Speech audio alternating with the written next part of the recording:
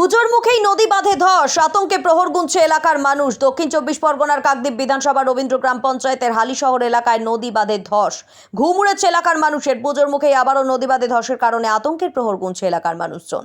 বেশ কিছুটা নদীবাঁধ ধসে গেছে, অন্যদিকে প্রায় 600 মিটারের মতো ফাটল দেখা দিয়েছে নদীবাঁধে। যে কোনো মুহূর্তে নদীবাঁধ ভেঙে প্লাবিত হতে পারে এলাকা, যার ফলে এখন আতঙ্কিত এলাকার মানুষজন। সামনেই রয়েছে কোটাল, বাড়তে পারে নদীর জল, দুর্বল নদীবাঁধ ভেঙে প্লাবিত হতে পারে একাধিক গ্রাম। এলাকার মানুষের দাবি, এর আগেও একাধিকবার কংক্রিটের নদীবাঁধের দাবি জানিয়েছেন তারা, কিন্তু কোনো ফল হয়নি। এর আগেও একাধিকবার এই নদীবাঁধে ধস নেমেছে, আবারও নতুন করে ধসের কারণে আতঙ্কিত এলাকার বাসিন্দারা। অন্যদিকে বিষয়টা নিয়ে ইতিমধ্যেই পঞ্চায়েত সমিতির সভাপতি মদন মোহন হালদার জানান, ওই এলাকায় ইতিমধ্যেই আপৎকালীন মেরামতির কাজ শুরু হয়েছে।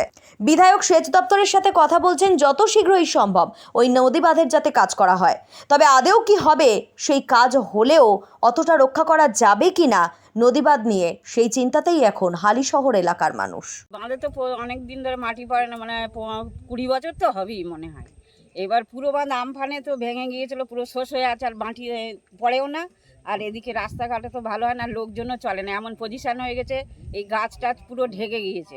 এইবার যে ম্যাপে দেখে তো পুরো রাস্তাও দেখা যাচ্ছে, ওই জন্য গাছ কাটা হয়েছে, কেটে পুরো ক্লিয়ার করে দেওয়া হয়েছে, যাতে এটা আমাদের পিচিং করে পাকা করে দেওয়া হয়।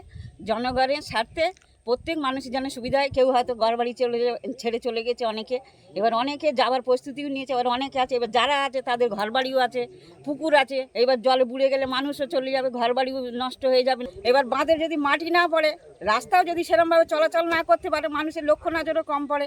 এটা যদি রাত্রিরে মানুষ না দেখতে পেত, তাহলে প্রচুর মানুষের ক্ষতি হতো, ঘরবাড়ি ছেড়ে চলেও যেতে হতো।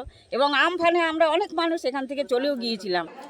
এটা আমরা খবর পাওয়ার সাথে সাথে আমি আমাদের বিধায়ক সাহেব শ্রী মন্টুরাম বাগিরার সঙ্গে আলোচনা করি। উনি তড়িঘড়ি আমাদের যে এক্সিকিউটিভ সাহেব আছেন ওনাকে অবগত করানো হয়েছে, আমি এসডিও সাহেবকে অবগত করা হয়েছে, ইরিগেশন এসডিও। সাথে সাথে আমরা চিঠিও করেছি এবং রাত দিন সেটা আজকেরই সকাল থেকে অলরেডি কাজ শুরু হয়ে গেছে।